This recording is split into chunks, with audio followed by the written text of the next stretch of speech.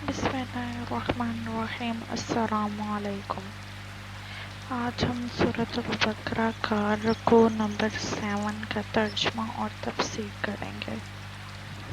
ترجمہ: یاد کرو جب موسیٰ نے اپنی قوم کے لیے پانی کی دعا کی تو ہم نے کہا کہ فلاں چٹان پر اپنا عصا مارو، چنانچہ اس سے 12 چشمے پھوٹ نکلے اور ہر قبیلے نے جان لیا کہ کون سی جگہ اس کے پانی لینے کی ہے۔ اور اس وقت یہ ہدایت کر دی گئی تھی کہ اللہ کا دیا ہوا رزق کھاؤ پیو اور زمین میں فساد نہ پھیلاتے پھرو۔ یاد کرو جب تم نے کہا تھا کہ اے موسیٰ، ہم ایک ہی طرح کے کھانے پر صبر نہیں کر سکتے۔ اپنے رب سے دعا کرو کہ ہمارے لیے زمین کی پیداوار، ساگ، ترکاری، گیہوں، لہسن، پیاز، دال وغیرہ پیدا کرے۔ تو موسیٰ نے کہا، کیا ایک بہتر چیز کے بجائے تم ادنیٰ درجے کی چیزیں لینا چاہتے ہو؟ اچھا، کسی شہری آبادی میں جا رہو، جو کچھ تم مانگتے ہو وہاں مل جائے گا۔ آخر کار نوبت یہاں تک پہنچی کہ ذلت و خواری اور پستہ و بدحالی ان پر مسلط ہو گئی اور وہ اللہ کے غضب میں گھر گئے۔ یہ نتیجہ تھا کہ اس کا کہ وہ اللہ کی آیات سے کفر کرنے لگے اور پیغمبروں کو ناحق قتل کرنے لگے۔ یہ نتیجہ تھا ان کی نافرمانیوں کا اور اس بات کا کہ وہ حدود شرع سے نکل جاتے تھے۔ تفسیر: وہ چٹان اب تک جزیرہ نما سینا میں موجود ہے۔ سیاح اسے جا کر دیکھتے ہیں اور چشموں کے شگاف میں اب بھی پائے جاتے ہیں۔ 12 چشموں میں یہ مصلحت تھی کہ بنی اسرائیل کے قبیلے بھی 12 ہی تھے۔ خدا نے ہر ایک قبیلے کے لیے الگ چشمہ نکال دیا تاکہ ان کے درمیان پانی پر جھگڑا نہ ہو۔ یہ مطلب نہیں تھا کہ من و سلوہ چھوڑ کر وہ بے مشقت مل رہا ہے وہ چیزیں مانگ رہے ہوں جن کے لیے کھیتی باڑی کرنی پڑے گی، بلکہ مطلب یہ ہے کہ جس بڑے مقصد کے لیے یہ صحرا نوردی تم سے کرائی جا رہی ہے اس کے مقابلے میں کیا تم کو کام و دہن کی لذت اتنی مرغوب ہے کہ اس مقصد کو چھوڑنے کے لیے تیار ہو اور ان چیزوں سے محرومی کچھ مدت کے لیے برداشت نہیں کر سکتے۔ آیات سے کفر کرنے کی مختلف صورتیں ہیں۔ مثلاً ایک یہ کہ خدا کی بھیجی ہوئی تعلیمات میں سے جو بات اپنے خیالات یا خواہشات کے خلاف پائی اس کو ماننے سے صاف انکار کر دیا۔ دوسری یہ کہ ایک بات کو یہ جانتے ہوئے کہ خدا نے فرمائی ہے پوری ڈھٹائی اور سرکشی کے ساتھ اس کی خلاف ورزی کی اور حکم الہی کی کچھ پرواہ نہ کی۔ تیسری یہ کہ ارشاد الہی کے مطلب و مفہوم کو اچھی طرح جاننے اور سمجھنے کے باوجود اپنی خواہش کے مطابق اس سے بدل ڈالا۔ بنی اسرائیل نے اپنے اس جرم کو اپنی تاریخ میں خود تفصیل کے ساتھ بیان کیا ہے۔ مثال کے طور پر ہم بائبل سے چند واقعات یہاں نقل کرتے ہیں۔ پہلا، حضرت سلیمان کے بعد جب بنی اسرائیل کی سلطنت تقسیم ہو کر 2 ریاستوں میں بٹ گئی تو ان میں باہم لڑائیوں کا سلسلہ شروع ہوا اور نوبت یہاں تک آئی کہ یہودیوں کی ریاست نے اپنے ہی بھائیوں کے خلاف دمشق کی ارامی سلطنت سے مدد مانگی۔ اس پر خدا کے حکم سے حنانی نبی نے یہودیوں کے فرمانبراں آسا کو سخت تنبیہ کی، مگر آسا نے اس تنبیہ کو قبول کرنے کے بجائے خدا کے پیغمبر کو جیل بھیج دیا۔ نمبر 2، حضرت الیاس نے جب بال کی پرستش پر یہودیوں کو ملامت کی اور ازسرِ نو توحید کی دعوت کا سور پھونکنا شروع کیا تو سامریہ کا اسرائیلی بادشاہ اخاب اب اپنی مشرق بیوی کی خاطر ہاتھ دھو کر ان کی جان کے پیچھے پڑ گیا، حتیٰ کہ انہیں جزیرے نما سینا کے پہاڑوں میں پناہ لینی پڑی۔ اس موقع پر جو دعا حضرت الیاس نے مانگی ہے، اس کے الفاظ یہ ہیں: بنی اسرائیل نے تیرے عہد کو ترک کیا، تیرے نبیوں کو تلوار سے قتل کیا، اور ایک میں ہی اکیلا بچا ہوں، سو وہ میری جان لینے کے در پہ ہیں۔ تیسرا، ایک اور نبی حضرت میکا اور اسی اخیب نے حق گوئی کے جرم میں جیل بھیجا اور حکم دیا کہ اس شخص کو مصیبت کی روٹی کھلانا اور مصیبت کا پانی پلانا۔ 4، پھر جب یہودیوں کی ریاست میں علانیہ بت پرستی اور بدکاری ہونے لگی اور زکریا نبی نے اس کے خلاف آواز بلند کی، تو شاہ یوآس کے حکم سے انہیں عین ہیکل سلیمانی میں مقدس اور قربان گاہ کے درمیان سنگسار کر دیا گیا۔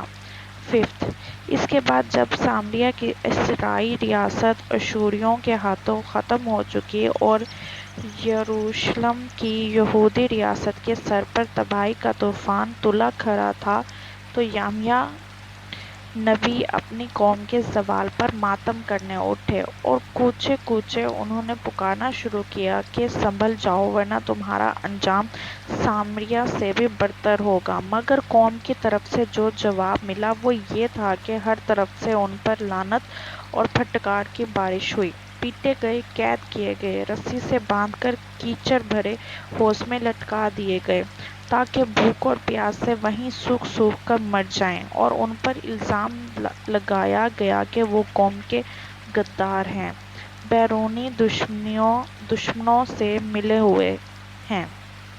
6، ایک اور نبی حضرت آموس کے متعلق لکھا ہے کہ جب انہوں نے سامریہ کی اسرائی ریاست کو اس کی گمراہیوں اور بدکاریوں پر ٹوکا اور ان حرکات کے برے انجام سے خبردار کیا، تو انہیں نوٹس دیا گیا کہ ملک سے نکل جاؤ اور باہر جا کر نبوت کرو۔ 7، حضرت یحییٰ نے جب ان بد اخلاقیوں کے خلاف آواز اٹھائی جو یہودیوں کے فرمانبراں ہیرودیس کے دربار میں کھلم کھلا ہو رہی تھی، تو پہلے وہ قید کیے گئے، پھر بادشاہ نے اپنی معشوقہ کی فرمائش پر قوم کے اس صالح ترین آدمی کا سر قلم کر کے ایک تھال میں رکھ کر اس کی نذر کر دیا۔ 8، آخر میں حضرت عیسیٰ پر بنی اسرائیل کے علماء اور سرداران قوم کا غصہ بھڑکا، کیونکہ وہ انہیں ان کے گناہوں اور ان کی ریاکاریوں پر ٹوکتے تھے اور ایمان و راستی کی تلقین کرتے تھے۔ اس قصور پر ان کے خلاف جھوٹا مقدمہ تیار کیا گیا، رومی عدالت سے ان کے قتل کا فیصلہ حاصل کیا گیا، اور جب رومی حاکم پیلاطس نے یہود سے کہا کہ آج عید کے روز میں تمہاری خاطر عیسیٰ اور برداکو دونوں میں سے کسی کو رہا کروں، تو ان کے پورے مجمع نے بالا اتفاق پکار کر کہا کہ برابا کو چھوڑ دو اور عیسیٰ کو پھانسی پر لٹکا دو۔ یہ ہے اس قوم کی داستان جرم کا ایک نہایت شرمناک باب، جس کی طرف قرآن کی اس آیت میں مختصراً اشارہ کیا گیا ہے۔ اب یہ ظاہر ہے کہ جس قوم نے اپنے فساق فجار کو سرداری و سربراہ کاری کے لیے اور اپنے صلاح و ابرار کو جیل اور دار کے لیے پسند کیا ہو، اللہ تعالیٰ اس کو اپنی لعنت کے لیے پسند نہ کرتا ہو، تو آخر و آخر کیا کرتا؟